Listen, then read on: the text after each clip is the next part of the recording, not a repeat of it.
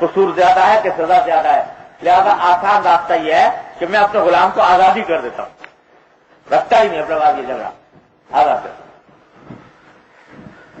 اللہ تبارک و تعالیٰ نے اتنے بڑے حقوق رکھے ہیں غلام خادموں کے، اور اسی وجہ سے آتا ہے حضرت انس رضی اللہ تعالیٰ عنہ،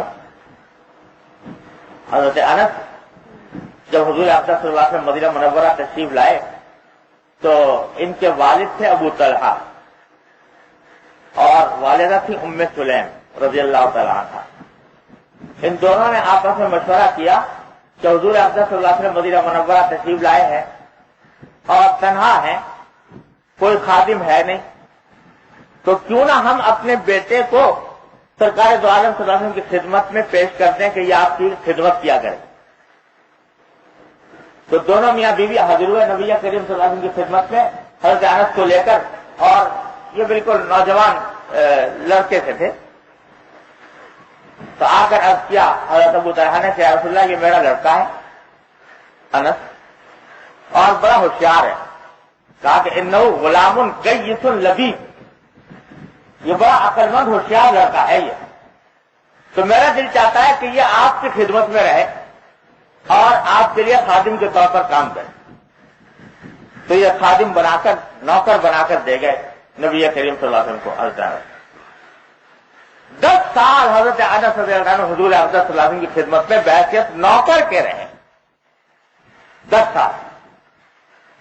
اس 10 سال میں فرماتے ہیں حضرت انس کہ خدمت رسول اللہ صلی اللہ علیہ وسلم 10 سنین، میں نے نبی کریم صلی اللہ علیہ وسلم کی 10 سال خدمت کی، نوکر کے طور پر کام کیا۔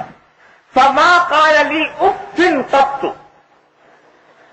اس 10 سال میں کبھی آپ نے مجھ سے اف کا کلمہ نہیں کہا، ولا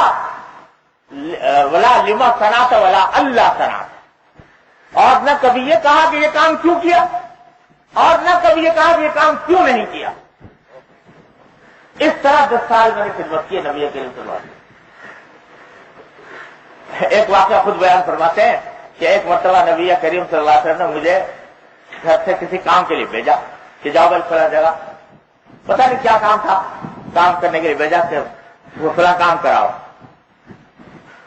لڑکے تو تھے بچے، گھر سے نکلے اس سے کہیں سامنے کچھ کھیل ویل ہو رہا تھا تو اس کھیل میں لگ گئے، اور جس کام کے لیے حضور نے بھیجا تھا وہ بھول گئے، کھیل میں لگ گئے اور دیر لگ گئی اسی کھیل میں۔ حضرت صلی اللہ علیہ وسلم فرما رہے تھے کہ بھائی وہ کام کے لیے بھیجا ہے تو اس کو کچھ پتہ چلے کیا ہوا۔ جب دیر گزر گئی اور آپ کو کوئی جواب نہ ملا تو آپ خود باہر تشریف لائے اور باہر جا کر خود وہ کام کر لیا جس کام کے لیے درس کو بھیجا۔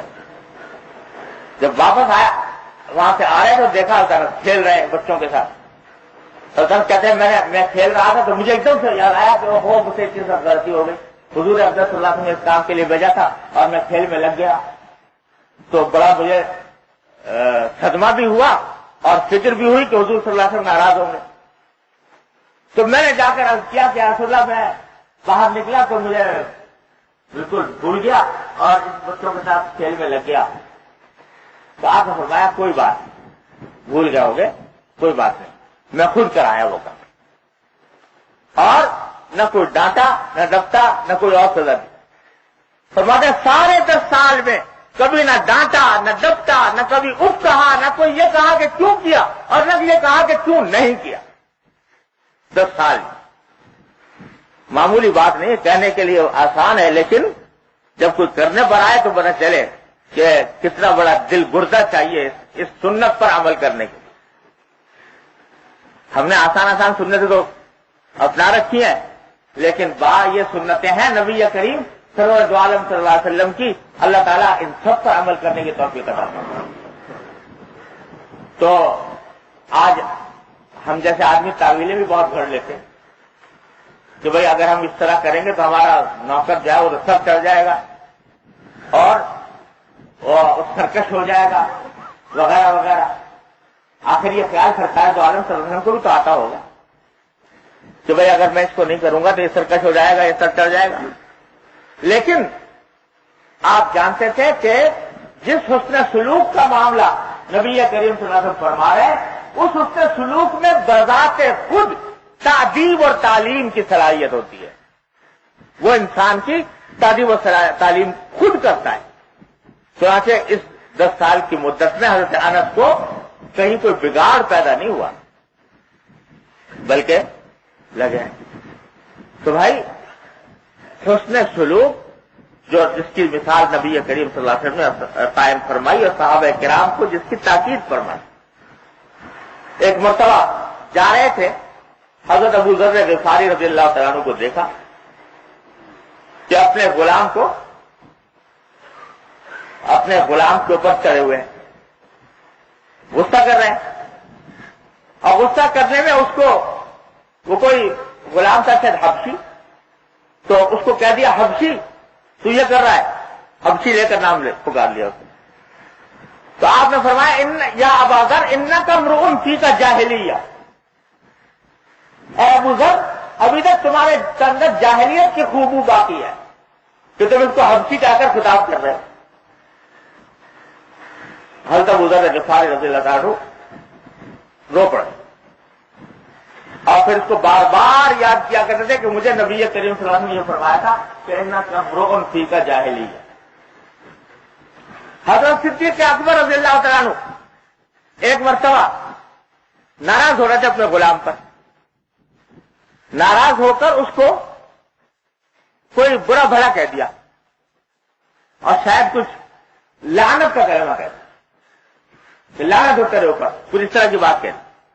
اور صدیق اکبر حضور اقدس صلی اللہ علیہ وسلم نے سنا تو فرمایا لعانین و صدیقین صلی رب الکعبہ, کہ صدیق بھی بنتے ہو اور لعنت بھی کرتے ہو. صدیق اکبر سے فرما رہے ہیں کہ صدیق بھی بنتے ہو اور لعنت بھی کرتے ہو. صلی ورب الکعبہ, رب کعبہ کی قسم, یہ دونوں باتیں ایک ساتھ جمع نہیں ہوتی. یہ دونوں باتیں ایک ساتھ نہیں جمع ہوتی. اگر صدیق ہو تو لعنت نہیں کر سکتے, لعنت کر رہے ہو تو صدیق نہیں ہو سکتے. یہ صدیق اکبر رضی اللہ عنہ